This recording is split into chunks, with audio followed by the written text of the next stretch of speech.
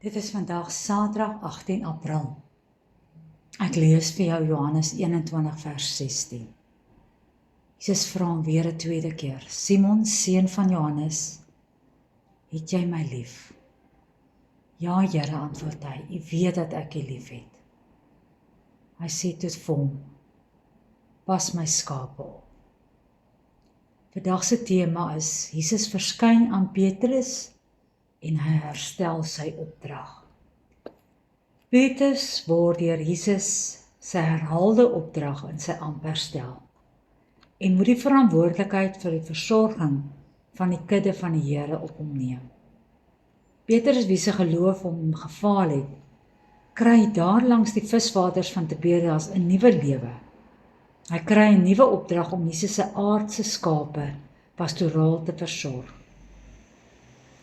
Die bedoeling is stellig nie dat Petrus alleen hierdie besondere opdrag kry nie. Dit is ook die roeping en taak van die ander disippels om vir die skape van die Here te sorg.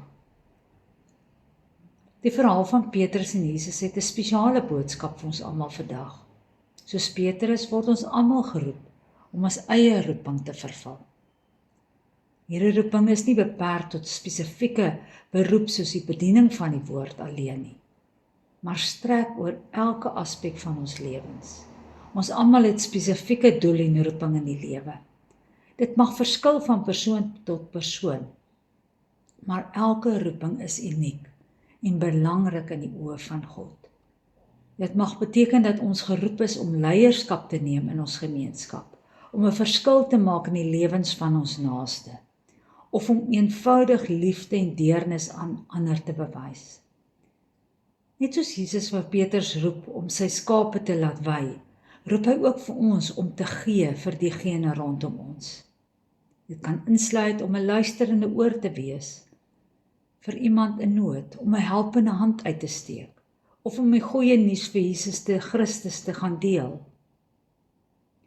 Of ons roeping te aanvaar, verwys dikwels moed en toewyding.